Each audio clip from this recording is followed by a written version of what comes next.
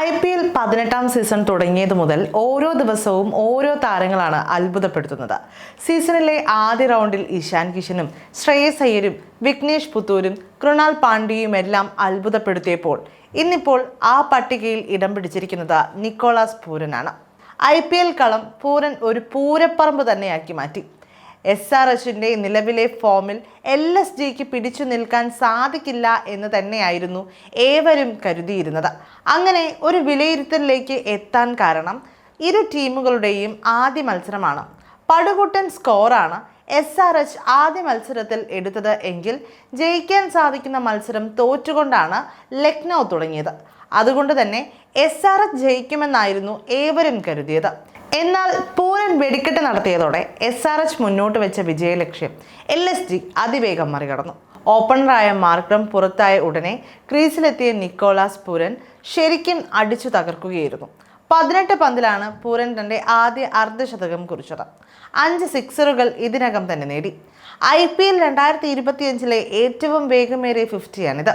ലക്നൌവിന് വേണ്ടി ഒരു താരം നേടുന്ന ഏറ്റവും വേഗമേറിയ രണ്ടാമത്തെ 50ആണിത്. 2023 ബംഗളൂരുവിൽ പൂരൻ RCBക്കെതിരെ 15 പന്തിൽ അർദ്ധ സെഞ്ചുറി നേടിയിരുന്നു. IPLൽ 20 പന്തിൽ താഴെ മാത്രമെടുത്ത് ഏറ്റവും കൂടുതൽ അർദ്ധ സെഞ്ചുറി നേടിയ താരമെന്ന റെക്കോർഡും പൂരന് സ്വന്തമായി. 4ാം 50ആണിത്. ട്രാവിസ് ഹെഡും ജെയ്ക്ക് ഫ്രേസറും മഗ്ഗൂർക്കും 3 വീതം അർദ്ധ സെഞ്ചുറികൾ നേടിയിട്ടുണ്ട്. സിമ്രജിത്തിന്റെ 2ാം ഓവറിൽ 17 റൺസ് നേടിയ പൂരൻ പിന്നീട് വന്ന അഭിഷേകിനെയും വെറുതെ വിട്ടില്ല.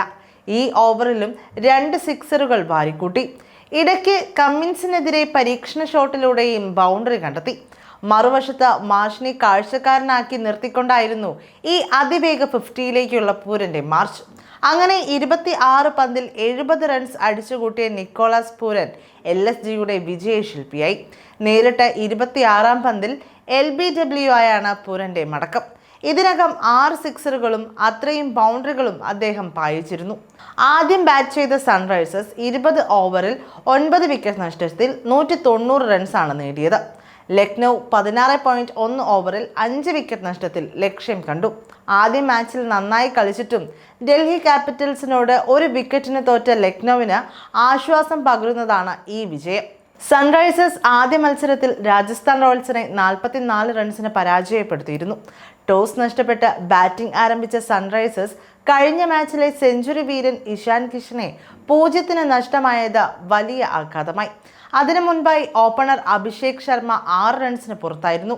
അപകടകാരിയായ ട്രാവിസ് ഹെഡ് 28 പന്തിൽ 47 റൺസ് നേടി. പ്രിൻസ് യാദവ് ക്ലീൻ ബൗൾഡ് ആവുകയുമായിരുന്നു. അനികേത് വർമ്മയാണ് SRHന്റെ 2ാം ടോപ്പ് സ്കോറർ. 13 പന്തിൽ 36 റൺസാണ് ഇദ്ദേഹം നേടിയത്.